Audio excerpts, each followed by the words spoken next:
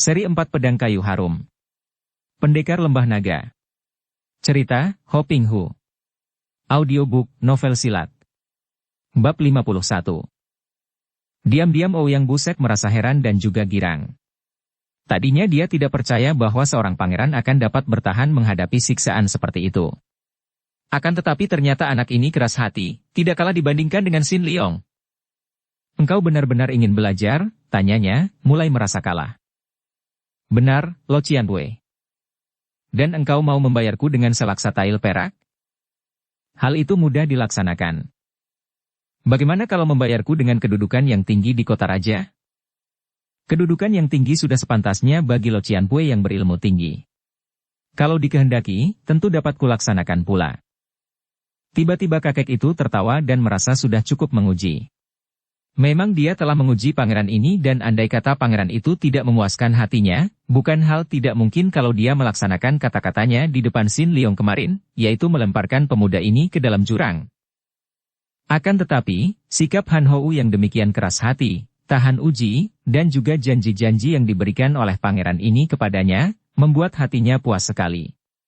Dia membandingkan pemuda ini dengan Xin Liong dan menganggap bahwa pangeran ini malah lebih baik, lebih berguna baginya, daripada sutenya itu. Kakek ini sama sekali tidak pernah menduga bahwa terdapat perbedaan besar sekali antara Xin Liong dan Han Hou. Xin Liong memiliki kesederhanaan wajar dan juga memiliki kejujuran, sebaliknya, pangeran ini angkuh dan tidak pernah mau kalah oleh siapapun juga. Di samping itu, juga di sudut hatinya terkandung kekejaman dan kebuasan, namun semua itu ditutup oleh sikapnya yang ramah dan ini membuktikan betapa cerdik dan berbahaya dia. Di lubuk hatinya, Han Hou merasa sakit hati dan benci sekali kepada kakek ini yang bukan hanya telah mempermainkannya, bahkan telah menyakitinya dan menyiksanya. Namun kebenciannya itu sedikitpun tidak nampak pada wajahnya yang tampan. "Hehehehe, baik, baik. Engkau akan menjadi muridku, pangeran." "Hahaha." Sambil berkata demikian tangannya bergerak dan Han Hou merasa betapa leher dan punggungnya tertotok dan kesehatannya pulih kembali, peningnya lenyap, bahkan dia merasakan sesuatu kenyamanan yang aneh pada tubuhnya. "Tubuhku terasa nyaman sekali, Lo Qianwei." "Tentu saja, hehehehe.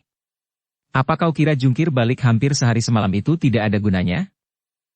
Han Hou merasa tidak puas ketika kakek itu menyatakan bahwa dia akan menjadi muridnya. Bukan itulah yang dikehendakinya. Dia harus dapat menjadi murid guru mereka, yaitu Bu Beng Huchou. Akan tetapi Han Hou amat cerdik, maka dia tidak menyatakan hal ini secara berterang, takut kalau kakek itu menjadi tidak senang hatinya. "Lo Qianwei, aku adalah seorang pangeran dan kakak dari Liong Te, akan tetapi ilmu silatku kalah jauh dibandingkan dengan dia. Mana mungkin aku dapat memenuhi cita-citaku sebagai jagoan silat nomor 1 di dunia ini kalau oleh adik angkatku sendiri saja aku masih kalah lihai." "Hahaha. Hehehe. Tentu saja engkau tidak menang melawan Sute, sedangkan aku sendiri pun tidak akan mampu mengalahkannya." Han Hou mengerutkan alisnya, lalu menggeleng-geleng kepalanya dan seperti bicara kepada diri sendiri. "Ai, pantas, pantas. Liong Te kadang-kadang besar kepala dan menyombongkan kepandaiannya. Kiranya dia demikian lihai sehingga Lo Qianwei sendiri yang menjadi suhengnya masih kalah lihai olehnya." Sungguh penasaran dan sukar dipercaya bagaimana seorang suheng yang menurut Liong Te bahkan telah membimbingnya dapat dikalahkan oleh Sute sendiri yang dibimbingnya ini. "Aha, mana kau tahu, pangeran? Benar aku yang telah membimbingnya, akan tetapi kalau aku menjadi murid suhu hanya berhasil menafsirkan isi kitab-kitab suhu saja, sebaliknya Sute telah melatih ilmu-ilmu yang amat sukar itu." "Maksud Lo Qianwei, gurunya dan guru Lo Qianwei yang bernama Bu Beng Huchou." "Hah, engkau sudah tahu?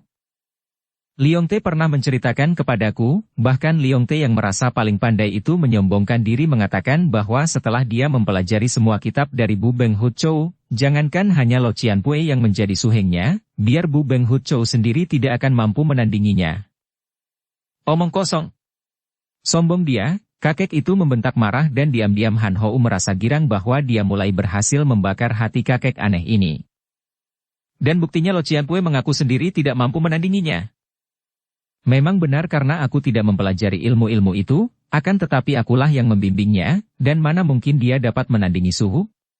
"Berani benar dia bicara seperti itu, Jalan satu-satunya bagi Lo Cianpue adalah mempelajari sendiri kitab-kitab itu kemudian menunjukkan bahwa Lo Cianpue sebagai suhengnya tidak benar kalah oleh sutenya. Kakek itu menarik napas panjang, lalu duduk di atas tanah, kelihatan makin pendek dan sepasang matanya makin menjuling, wajahnya kelihatan berduka. Tidak mungkin, aku telah terlalu tua untuk mempelajari. Kalau begitu, Liong Te akan tetap menyombongkan diri kemana-mana, mengabarkan kepada seluruh dunia Kang Ou bahwa suhengnya yang sakti, yang amat terkenal bernama Ouyang Busek itu, juga suhunya yang maha sakti Bu Beng Hut Chou tidak akan mampu menandinginya. Tidak boleh, ini sama sekali tidak boleh dan harus dicegah. Kakek yang sudah panas hatinya itu kini meloncat dan berjingkrak seperti cacing terkena abu panas, mukanya kemerahan dan dia sudah menjadi marah sekali. Sebaiknya dilaporkan saja kepada Lo Cianpue Bu Beng Hut Chou. Han Hou memancing karena dia ingin sekali dapat bertemu dengan manusia dewa yang ilmu-ilmunya telah dipelajari oleh adik angkatnya itu. Tidak bisa, tidak mungkin, beliau tidak mungkin mau mengurus keramaian dunia, tidak mungkin itu. Kalau begitu masih ada lain jalan untuk menundukkan kesombongan Liong Te dan mencuci bersih nama baik Lo Cianpue dan nama baik Bu Beng Hut Chou. Kau ada jalan, pangeran? Bagaimana? Biarlah aku yang mempelajari ilmu-ilmu dari Lo Cianpue Bu Beng Hut Chou, dan akulah yang akan mewakili Lo Cianpue dan Bu Beng Hut Chou untuk mengalahkan dia. Wajah kakek itu berseri, akan tetapi hanya sebentar. Kitab-kitab itu sudah kubakar, sungguh pun masih ada kitab-kitab yang belum pernah dipelajari orang, akan tetapi, kurasa tidaklah mudah mempelajari kitab-kitab itu, dan Su Te Sin Leong memang lihai sekali. Ilmu apakah yang telah dipelajarinya dari kitab Bu Beng Hut Chou? Hanya 13 jurus Hop Mo Cap Saciang, akan tetapi ilmu ini hebat bukan main dan sukar dikalahkan. Bukankah Lo Cianpue yang membimbingnya?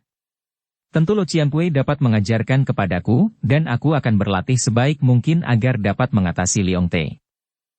Kembali kakek itu menggeleng kepalanya.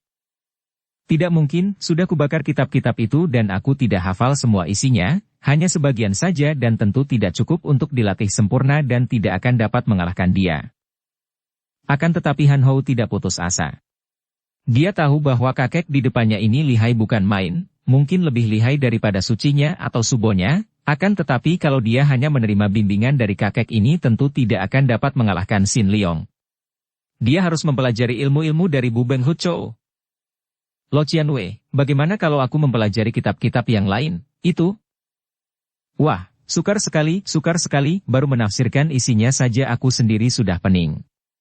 Tulisan-tulisan kuno itu sukar sekali dan aku harap Lo Cianpue tidak memandang rendah kepadaku. Semenjak kecil aku hidup di istana yang penuh dengan simpanan tulisan-tulisan kuno dan aku sudah banyak mempelajari isinya. Barangkali aku dapat membantu Lo Cianpue, kemudian aku melatih ilmu-ilmu itu di bawah bimbingan Lo Cianpue. Kakek itu berseru girang. Benarkah? Wah, kalau begitu engkau lebih hebat dari Sin Leong, pangeran. Hayo, kita melakukan upacara pengangkatan guru dan engkau menjadi suteku pula, jangan banyak membuang waktu. Bukan main girangnya hati Han Hou. Dia telah berhasil. Maka dengan taat dia lalu mengikuti kakek itu memasuki sebuah guha besar yang gelap. Guha ini berbeda dengan guha di mana dahulu kakek itu membawa Sin Leong masuk. Memang, dia selalu memindah-mindahkan kitab-kitab pusaka yang disembunyikannya. Berlututlah, Su Te, dan ikuti kata-kataku. Han Hou berlutut di samping kakek itu, menghadap ke dalam guha. Dia mencoba untuk menembus kegelapan itu dengan matanya, namun dia tidak melihat apa-apa, hanya melihat dinding batu yang gelap. Namun, tiba-tiba dia merasa bulu tengkuknya meremang dan dia merasa seram, seolah-olah ada hawa aneh berada di dalam guha itu, dan cepat-cepat dia pun mengikuti kakak seperguruan yang aneh ini memberi hormat dengan berlutut 8 kali dan menirukan kata-kata sumpah yang diucapkan oleh Ouyang Busek.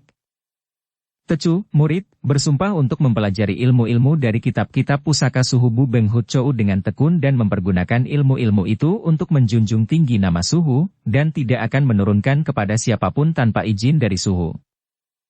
Demikianlah Han Hou mengucapkan sumpah tanpa dia mengerti isinya. Apa artinya, menjunjung tinggi nama suhu, itu?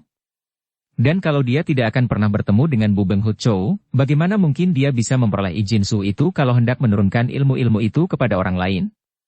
Akan tetapi dia tidak peduli akan ini semua karena hatinya berdebar girang karena usahanya sudah hampir berhasil.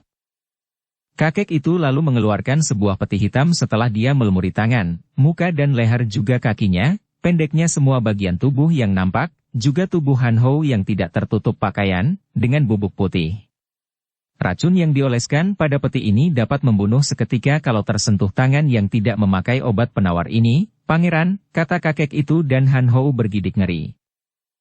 Diam-diam dia memperhatikan bahwa biarpun dia telah bersumpah menjadi murid Bu Beng Hu Chou, berarti dia telah menjadi sute dari kakek ini, Ouyang Busek masih tetap menyebutnya, Pangeran, hal ini berarti bahwa kakek ini tetap menghargainya dan tentu mempunyai pamrih dalam cara sebutan yang menjilat itu. Ouyang Busek membuka tutup peti dan muncullah seekor ular merah. Han Ho mengenal jenis ular yang amat berbisa. Ular macam ini jarang ada, dan di daerah utara memang kadang-kadang muncul ular seperti ini, namun kemunculannya tentu selalu menggemparkan karena banyaklah manusia atau binatang lain yang jauh lebih besar, mati berserakan di mana ular itu muncul. Kim Choako, tenanglah, aku hendak mengambil 3 kitab terakhir itu, kata Ouyang Busek dan ular itu setelah berdiri dan menggerak-gerakkan kepalanya, lalu melingkar lagi seperti tidur. Ouyang Busek mengambil 3 buah kitab kuno yang lapuk dari dalam peti, kemudian dia menutupkan kembali petinya. Peti itu telah diberinya lubang kecil di belakangnya sehingga ular itu sewaktu-waktu dapat keluar kalau lapar, untuk mencari makanan. Akan tetapi, biarpun peti itu sudah kosong, dia tidak mau membuangnya, membiarkan peti itu di situ agar kelak kalau ada orang yang hendak mencuri kitab, hanya akan menemukan peti kosong yang mengandung racun, ditambah lagi penjaganya yang berbahaya itu. Mereka lalu keluar membawa 3 buah kitab itu. Pangeran, 3 buah kitab inilah yang masih belum selesai kuterjemahkan. Kalau engkau mampu membantuku, kemudian kau latih isinya, engkau tentu akan mendapatkan ilmu aneh yang tidak kalah oleh Hokmo Cap Saciang yang dikuasai oleh Sute Sin Leong. Han Ho menyembunyikan kegirangan hatinya. Akan ku coba, Su Heng. Akan tetapi, apakah hanyalah ini sisa kitab dari Su? Bukankah peti itu besar sekali dan baru sebuah kitab saja yang diambil untuk Leong Te? Bukan hanya sebuah, melainkan Sute Sin Leong juga mempelajari sampai 3 buah kitab. Sedangkan kitab-kitab lain, yang 3 ini saja sudah cukup, Pangeran. Terlalu banyak, kita tidak akan mempunyai waktu, selain melatihnya, juga harus menafsirkannya. Ini saja kalau sudah kau kuasai dengan baik, agaknya akan sukar engkau mencari orang yang akan mampu menandingimu. Akan tetapi, tentu masih ada kitab-kitab lain itu, bukan Su Heng. Kita adalah saudara seperguruan, tentu Su Heng percaya kepadaku, bukan? Tentu saja. Ada kitab-kitab itu, kusimpan baik-baik agar jangan sampai diambil oleh orang yang tidak berhak. Jangan khawatir, kalau memang kelak engkau masih ada waktu, engkau dapat saja menambah ilmumu dari kitab-kitab yang lain itu, Pangeran. Han Ho tidak berani mendesak lagi, takut kalau kakek itu curiga dan menjadi tidak suka kepadanya. Dia membuka-buka lembaran kitab-kitab itu dan mulai hari itu, bersama Ouyang Busek, Han Ho mulai membantu suhengnya itu menyelesaikan penerjemahan. Dukung channel Novel Silat dengan subscribe, follow, like, komen dan share. Dan memang Han Ho tidak membohong atau membual ketika dia mengatakan bahwa dia sanggup membantu tadi. Bahasa yang dipergunakan dalam kitab itu adalah bahasa kuno, dan bahasa suku pedalaman di utara masih dekat dengan bahasa ini sehingga Han Ho yang sejak kecil banyak mempelajari bahasa-bahasa di utara, benar saja dapat membantu banyak sehingga menggirangkan hati Ouyang Busek. Mulailah Pangeran Cheng Han Ho mempelajari ilmu-ilmu silat aneh-aneh dari 3 buah kitab itu di bawah bimbingan Ouyang Busek. Pangeran ini amat tekun. Memang dia keras hati dan besar keinginannya untuk menjadi jagoan nomor 1 di dunia, di samping memang dia berbakat baik sehingga makin sukalah Ouyang Busek kepada pangeran ini. Hampir tidak ada waktu terluang begitu saja oleh Han Ho, selalu diisinya dengan berlatih silat menurut kitab itu atau berlatih sinkang menurut petunjuk kitab pula. Secara kebetulan sekali, di dalam kitab itu terdapat pelajaran semacam yoga dari India yang mengharuskan dia berjungkir balik seperti yang dilakukannya pada hari pertama ketika diuji oleh Ouyang Busek. Maka kini seringkali pemuda bangsawan ini berdiri dengan kaki di atas kepala di bawah. Kadang-kadang dia sanggup berlatih seperti ini sampai 3 hari 3 malam. Kemajuan yang diperolehnya pesat sekali. Harap-harap cemas memenuhi hati Lieseng ketika pemuda itu memasuki hutan itu. Sudah diperhitungkannya benar-benar, bahkan semenjak hari itu setahun yang lalu, dia boleh dibilang setiap saat menghitung hari. Dia tidak akan salah hitung. Hari itu adalah genap setahun dari janjinya dengan Sun Eng untuk saling berjumpa di hutan itu. Tidak akan keliru hitungannya, akan tetapi bagaimana kalau wanita itu lupa akan hari itu, keliru hitung, atau lebih celaka lagi kalau telah lupa kepadanya. Ah, tidak mungkin. Dia yakin akan cinta kasih dalam hati Sun Eng terhadap dirinya. Dan dia lebih yakin lagi akan cinta kasih dalam hatinya terhadap gadis itu. Dia sadar bahwa Sun Eng bukanlah seorang gadis lagi, melainkan seorang wanita yang sudah banyak melakukan penyeleweng dalam hidupnya sehingga sudah mengalami banyak penderitaan batin. Kenyataan ini bukan membuat muak atau membenci, sebaliknya malah, makin diingat akan semua penderitaan yang dialami gadis itu, makin besar rasa belas kasih dalam hatinya terhadap Sun Eng, dan belas kasih ini agaknya memperdalam cintanya. Dia harus melindungi Sun Eng, harus menuntunnya dan menunjukkan bahwa hidup bukanlah seburuk yang pernah dialaminya, bahwa tidak semua pria yang mendekatinya hanya mengaku cinta semata-mata untuk menikmati tubuhnya belaka. Pagi hari itu cerah. Bahkan sinar matahari pagi yang berkilauan berhasil menerobos masuk ke dalam hutan, melalui celah-celah daun pohon. Pagi yang cerah, secerah hati yang penuh harapan itu, penuh keyakinan dan penuh cinta. Dengan langkah ringan Lye Seng menuju ke tempat di mana setahun yang lalu dia bertemu dan mencurahkan kasih sayang dengan Sun Eng, kemudian membuat janji untuk saling bertemu pula di situ setahun kemudian. Ini adalah kehendak Sun Eng, gadis yang merasa rendah diri itu, yang masih juga belum percaya betul bahwa orang seperti Lye Seng dapat mencinta gadis yang pernah menyeleweng seperti Sun Eng. Ah, kerendahan hati ini amat mengharukan hati Lye Seng. Itu saja sudah merupakan tanda betapa Sun Eng telah menyesali semua perbuatannya dan orang yang telah menyesali semua perbuatannya jauh lebih baik daripada orang yang selalu membanggakan perbuatannya sebagai orang yang bersih. Sun Eng minta waktu setahun untuk menguji perasaan kasih sayang di antara mereka. Pertama karena merasa rendah diri, kedua mungkin untuk menguji Lye Seng setelah berulang kali dia dikecewakan oleh kaum pria. Akan tetapi kecerahan pagi itu tetap saja tidak dapat mengusir bayang-bayang hitam gelap yang diciptakan oleh pohon-pohon yang rindang daunnya. Bayang-bayang panjang yang rebah ke barat. Bayangan-bayangan gelap berupa kecemasan juga mengganggu kegembiraan hati Lye Seng. Dia cemas dan gelisah membayangkan bagaimana kalau Sun Eng sampai tidak datang. Kemana dia harus mencari gadis itu? Dia cemas sekali membayangkan ini dan kakinya yang melangkah terasa amat berat. Akhirnya tibalah dia di depan pohon. Dia tidak pernah melupakan pohon itu dan huruf-huruf yang setahun lalu diukirnya pada batang pohon itu masih ada. Akan tetapi, Sun Eng tidak ada. Dia memandang ke sekeliling, lalu duduk di atas akar pohon itu. Mungkin dia datang terlalu pagi. Dan hatinya mulai cemas. Mengapa dia begitu bodoh ketika dulu mereka saling janji? Mengapa yang dijanjikan hanya harinya saja, dan jamnya tidak dijanjikan? Bagaimana kalau Sun Eng baru akan datang pada sore hari nanti? Tidak apa. Dia akan menanti, biar sampai sore, sampai malam sekalipun. Dia sudah bertahan menanti selama setahun, dan apa artinya ditambah sehari atau 2 hari? Lye Seng duduk termenung di bawah pohon itu. Dia merenungi perjalanan hidupnya, terutama sekali tentang cintanya dengan Sun Eng. Usianya kini sudah 27 tahun, sudah cukup dewasa.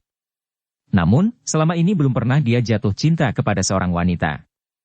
Hatinya selalu merasa dingin terhadap wanita, dan dia seolah-olah merasa ngeri kalau memikirkan pernikahan. Mungkin karena dia melihat begitu banyak kepahitan terjadi dalam kehidupan rumah tangga, banyak peristiwa menyedihkan yang terjadi akibat cinta dan pernikahan. Dia melihat atau mendengar tentang kehidupan Paman Yap Kun Leong, tentang kehidupan ibunya sendiri yang kini menjadi istri Paman Yap Kun Leong, melihat akibat cinta kasih dari pamannya yang lain, adik kandung ibunya, yaitu Chia Bun Hou. Banyak sudah dia mendengar tentang kegagalan cinta dan rumah tangga dan mungkin hal-hal inilah yang mendatangkan kesan mendalam sehingga dia merasa ngeri untuk jatuh cinta dan menikah. Akan tetapi sungguh luar biasa, begitu dia bertemu dengan Sun Eng seketika dia jatuh cinta.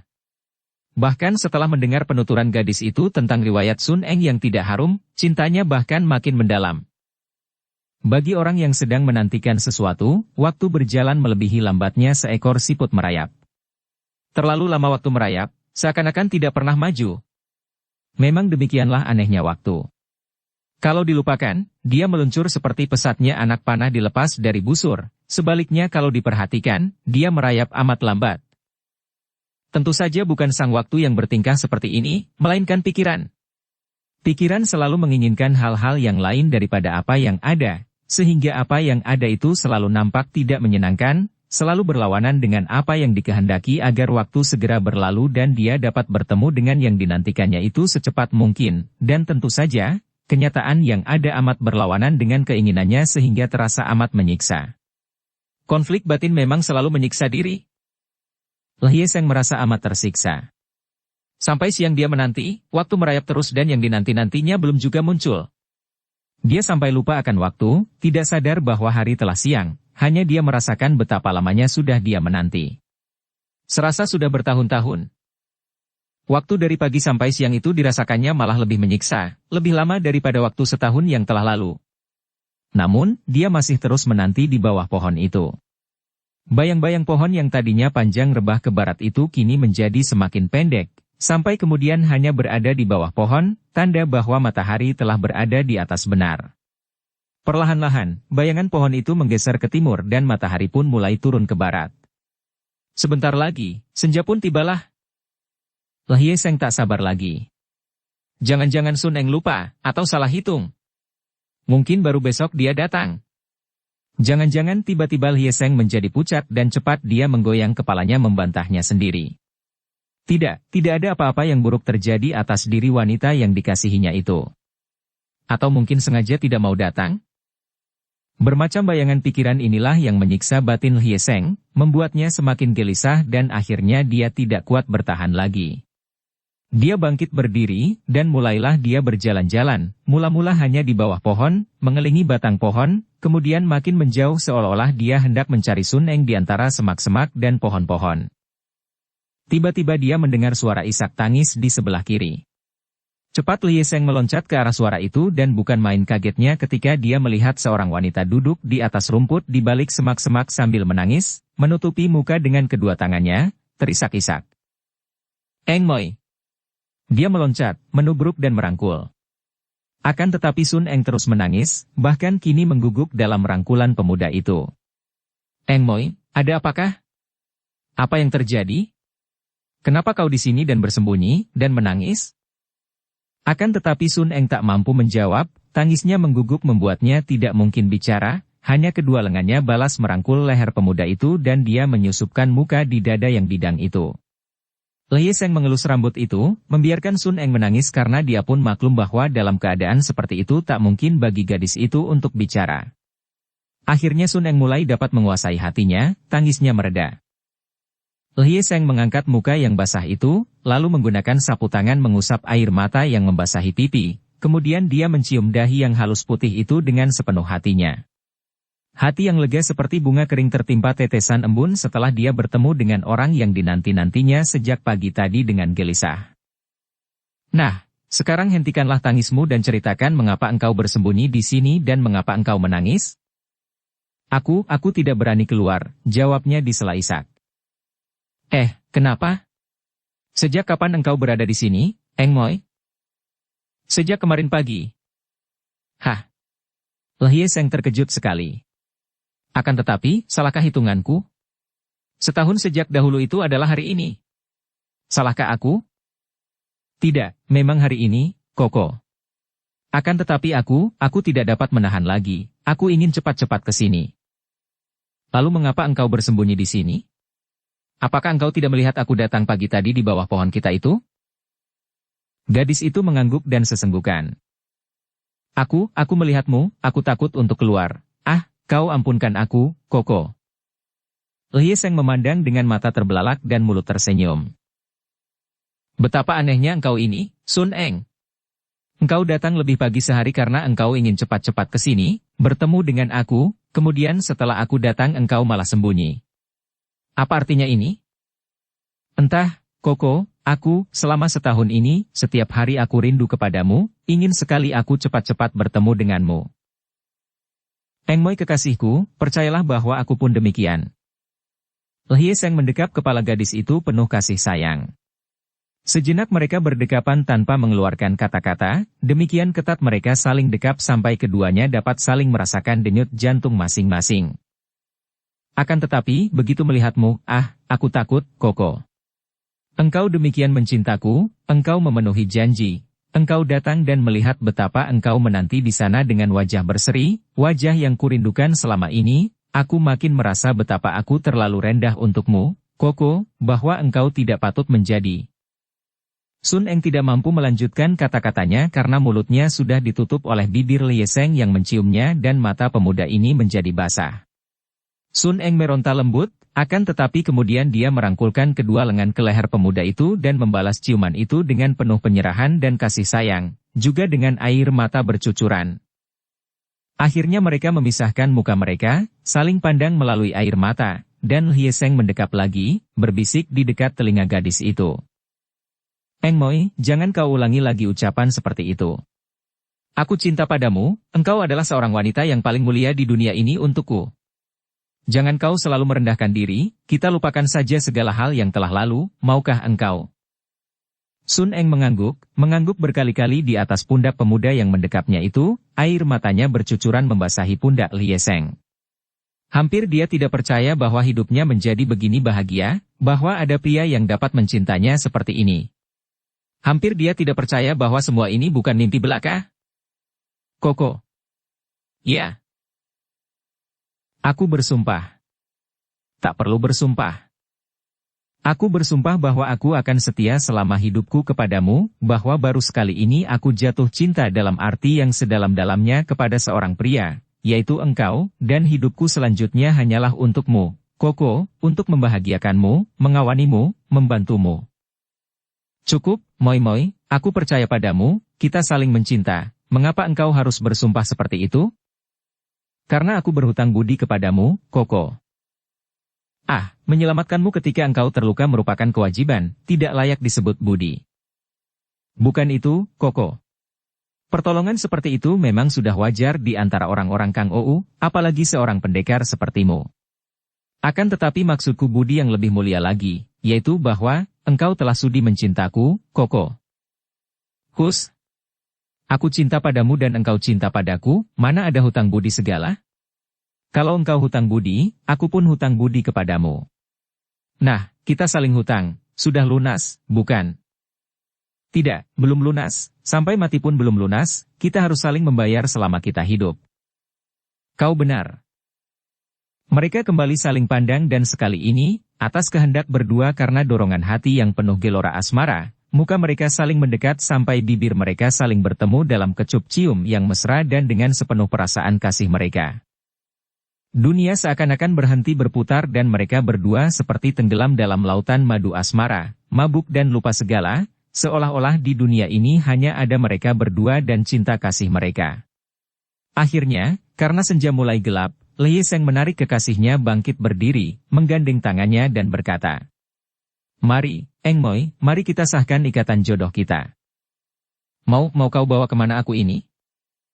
Sun Eng bertanya khawatir, namun hatinya ikhlas mau diajak kemanapun oleh kekasihnya. "Kepada keluargaku. Akan kuperkenalkan engkau kepada mereka sebagai calon istriku agar kita memperoleh doa restu mereka." Tiba-tiba wajah gadis itu menjadi pucat sekali. Tapi, Suhu dan Subo.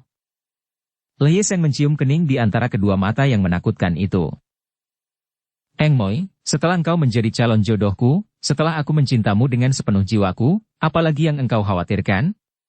Katakanlah bahwa engkau pernah bersalah dalam pandangan Paman Chia Bun Hou dan Bibi Yap In Hong, akan tetapi semua itu adalah hal yang telah lalu, dan sekarang setelah kita saling mencinta dan telah mengambil keputusan untuk menjadi suami istri, tidak ada seorang pun di dunia ini yang boleh mencelamu.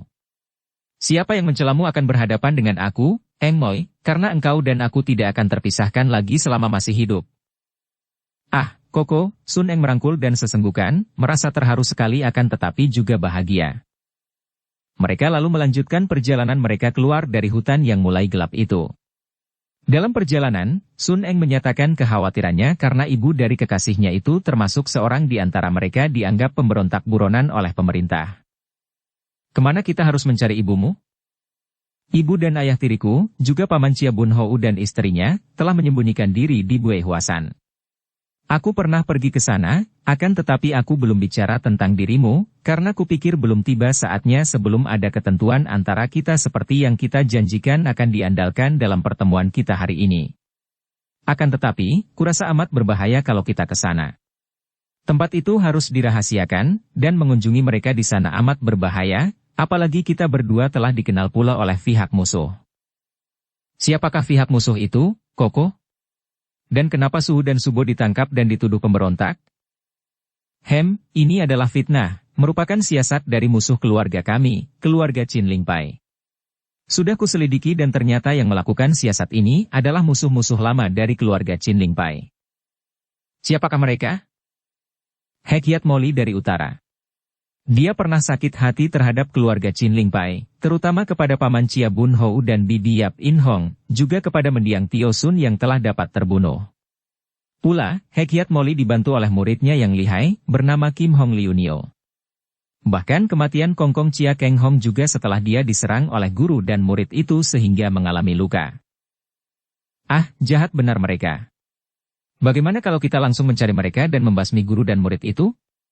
Aku akan membantumu dengan taruhan nyawaku, Koko, kata Sun Eng dengan sikap gagah. Lhie Seng tersenyum pahit. Eng Moi, gampang saja engkau bicara.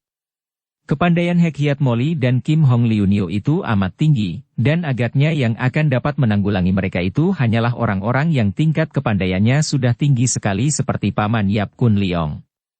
Kalau hanya kita berdua, walaupun aku tidak takut, namun melawan mereka sama halnya dengan membunuh diri tanpa guna.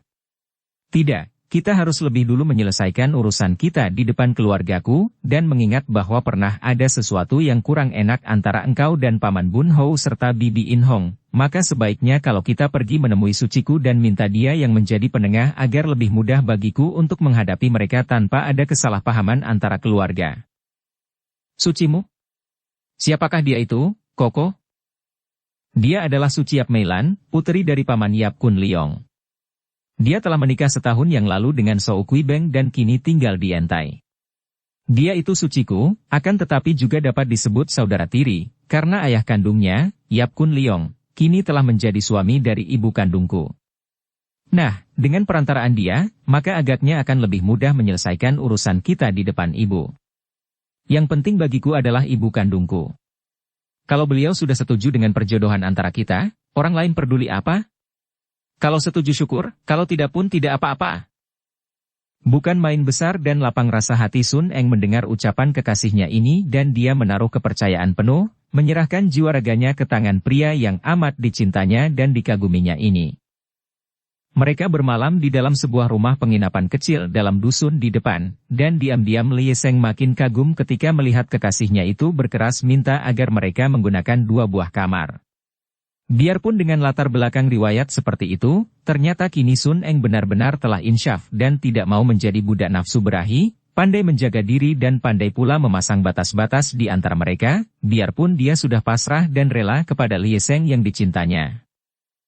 Percayalah, Koko, aku berkeras melakukan ini demi engkau. Aku tidak ingin melihat engkau menjadi seorang pria yang merusak kepercayaan kita masing-masing. Pelanggaran yang terjadi karena tidak kuat menahan nafsu berahinya menunjukkan tipisnya cinta. Demikian katanya dan Lhie Seng merasa terharu sekali, berjanji dalam hati bahwa dia tidak akan menjamah kekasihnya, sebelum mereka menikah dengan resmi. Pada suatu hari mereka memasuki kota besar Qin'an di Provinsi Shantung. Mereka bermalam di kota ini, berbelanja dan pada keesokan harinya, pagi-pagi sekali mereka berangkat menuju ke timur, ke kota Yentai yang berada di tepi lautan Pohai. Akan tetapi, baru saja mereka keluar dari pintu gerbang kota Qin'an, tiba-tiba terdengar derap kaki kuda dan ketika mereka menoleh, nampak pasukan besar menunggang kuda keluar dari pintu gerbang itu, dipimpin oleh seorang panglima tua yang gagah didampingi oleh seorang kakek tinggi besar dan seorang kakek pendek kecil yang juga masing-masing menunggang seekor kuda yang besar. Lhie Seng dan Sun Eng cepat minggir dan memalingkan muka. Mereka sudah dikenal, biarpun hanya sepintas lalu oleh pasukan yang dahulu menangkap 2 pasang suami istri pendekar, maka Lhie Seng kini tidak ingin dikenal dan memalingkan muka. Akan tetapi, Tiba-tiba pasukan itu berhenti di dekat mereka, bahkan Panglima dan dua orang kakek itu sudah meloncat turun dari atas kuda dan menghampiri mereka. Berdebar jantung Lie Seng. Dia memberi isyarat dengan kerling mata kepada Sun Eng agar kekasihnya itu bersiap-siap namun agar jangan membuka mulut dan membiarkan dia yang bicara kalau datang pertanyaan. Dan ketika dia akhirnya terpaksa membalikan tubuhnya karena komandan pasukan dan dua orang kakek itu telah berdiri dekat, Lie Seng terkejut sekali, kekejutan yang ditekannya dan tidak diperlihatkan pada wajahnya. Dia mengenal komandan itu, seorang komandan tua, seorang panglima pasukan pengawal kaisar, pasukan Kimiwi, yaitu pasukan pengawal baju sulam emas, dan komandan itu bernama Li Qin, seorang komandan yang gagah perkasa dan lihai, juga dulu sering bekerja sama dengan keluarga Qin Lingpai. Komandan itu kini sudah tua, sedikitnya tentu 65 tahun usianya, namun masih nampak gagah dan gerak-geriknya halus dan sabar. Lie Seng pura-pura tidak mengenalnya dan dia hanya berdiri dengan hormat, seolah-olah tidak tahu atau tidak mengerti bahwa mereka itu berhenti untuk menemuinya. Akhirnya, setelah memandang dengan tajam beberapa saat lamanya, terdengar komandan itu berkata dengan suara halus. "Harap Jiwie, Anda berdua, suka menyerah saja untuk kami tangkap." Barulah Lie Seng tahu bahwa memang dia dan Sun Eng yang diincar, maka dia mengangkat muka, tidak pura-pura lagi walaupun dia tidak mau memperkenalkan diri. "Apakah kesalahan kami berdua maka hendak ditangkap? Kami tidak merasa melakukan kejahatan apapun." Komandan Li Qin tersenyum getir. "Lie Seng Tai Hiap, jangan mengira bahwa kami pun senang menerima tugas ini. Tai Hiap adalah cucu dari ketua Qin Lingpai yang gagah perkasa, dan ibu kandung Tai Hiap, Chia Giokeng, merupakan seorang di antara para buronan. Semenjak Tai Hiap berdua muncul di Qin-an, gerak-gerik Jiwie telah diawasi. Tapi kami berdua tidak melakukan pelanggaran apa-apa," bantah Lie Seng. "Biarlah hal itu pengadilan kelak yang akan memutuskan. Kami hanya mentaati perintah dan amat tidak baik kalau Tai Hiap menambah dosa keluarga dengan membangkang pula." "Menyerahlah Jiwie," bujuk Li Qin yang benar-benar merasa canggung sekali bahwa dia kini harus mengejar-ngejar keluarga Qin Lingpai, padahal semenjak dahulu keluarga itu amat berjasa kepada kerajaan dan seringkali dia bekerja sama menghadapi pemberontak dengan para pendekar Qin Lingpai itu, baca cerita Dewi Mauk. "Baik, aku menyerah, akan tetapi nona ini tidak ada sangkut pautnya, maka ku minta agar dia dibebaskan." "Koko, tidak. Aku tidak mau kita saling berpisah," teriak Sun Eng dengan mata terbelalak. "Perintah yang diberikan kepada kami adalah menangkap kalian berdua tidak dapat ditawar-tawar lagi." Kata pula Li Qin yang mulai hilang sabar karena sebetulnya dia amat tidak menyukai tugas ini, akan tetapi dia tadi telah bersikap terlalu manis terhadap orang-orang yang dianggap pemberontak ini, sehingga dia merasa tidak enak dan malu kepada dua orang kakek itu. Dua orang kakek ini adalah dua orang tokoh dari selatan yang sengaja dikirim oleh Pangeran Cheng Han Hou untuk membantu kerajaan menangkap para pemberontak buronan. Mereka ini adalah orang-orang yang berilmu tinggi, dua orang, Bengcu, atau pemimpin kaum Kang Ou di selatan yang bernama Hai Leong Pang Tek yang tinggi besar dan Kim Leong Ong Pang Sun yang kecil pendek. Karena membawa surat pribadi dari Pangeran Cheng Han Hou, tentu saja dua orang kakek ini diterima dengan hormat oleh komandan di kota raja, dan kini dibantukan kepada Panglima Li Qin yang diserahi tugas menangkap para pemberontak buronan membantu Kim Hong Liunio. Panglima ini selain merupakan kakak kandung dari mendiang Panglima Li Xiang yang tewas oleh para pemberontak, juga dianggap mengenal baik wajah-wajah para keluarga pemberontak, maka dianggap tepat untuk memimpin pasukan membantu Kim Hong Liunio, kini ditemani oleh dua orang kakek lihai itu. Dan memang Li Qin mengenal mereka semua bahkan Lie Seng yang jarang dijumpainya karena pemuda ini lama pergi menjadi murid Kok Beng lama, dikenalnya, apalagi setelah dia mendengar bahwa adik kandungnya itu tewas di tangan seorang pemuda lihai yang diduganya tentu Lie Seng adanya. Lie Seng merasa bimbang. Dia tidak takut ditangkap, akan tetapi dia mengkhawatirkan keselamatan Sun Eng. Tiba-tiba kakek pendek kecil yang tubuh bagian atasnya tertutup jubah prajurit lebar akan tetapi di balik baju yang tidak dikancingkan ini ternyata telanjang sama sekali, kakinya juga telanjang, terkekeh aneh dan kedua tangannya menyambar ke arah beberapa orang prajurit, tahu-tahu dia telah merampas 4 batang tombak yang dilemparkannya ke depan. Cep, cep, cep, cep. 4 batang tombak itu meluncur seperti anak panah ke arah Lie Seng dan Sun Eng. Akan tetapi ternyata tidak menyerang tubuh mereka, melainkan menancap sampai lenyap setengahnya di 4 penjuru, mengurung 2 orang muda itu. Benar-benar demonstrasi yang mengejutkan, membayangkan kekuatan Sin Kang yang hebat dan juga kepandaian tinggi karena 4 batang tombak itu dilontarkan berbareng akan tetapi mengenai sasaran 4 macam sekaligus. Panglima Licin berkata, suaranya berwibawa. Sebaiknya Jiwie menyerah saja. Kami tahu bahwa Tai Hiap seorang yang lihai sekali, akan tetapi kami sudah siap-siap dan 2 orang Lo Qianwei ini pun memiliki kepandaian tinggi. Daripada kami harus Eng Moi, larilah, biar kutahan mereka. Tiba-tiba Lie Seng berteriak dan dia sudah menerjang ke depan, menangkap 2 orang prajurit dan melemparkan mereka ke arah 2 orang kakek tinggi besar dan pendek kecil itu. 2 orang kakek ini tidak mengelak, melainkan menggerakkan kaki menendang sehingga tubuh 2 orang prajurit malang itu terlempar dan terbanting tanpa bangkit kembali. Mati hidup di sampingmu, Koko, teriak Sun Eng pula dan dengan sigapnya dia pun menerjang ke depan merobohkan 2 orang prajurit lain dengan pukulan dan tendangan kakinya. Gegerlah para prajurit mengeroyok, akan tetapi Licin berseru menyuruh mereka mundur. Biarkan Jiwie Lo Qianwei menangkap mereka, teriaknya dan ini merupakan permintaan pula kepada 2 orang kakek itu untuk membantu. Bersambung ke bab 52. Dukung kami dengan subscribe, follow, like, komen dan share. Terima kasih.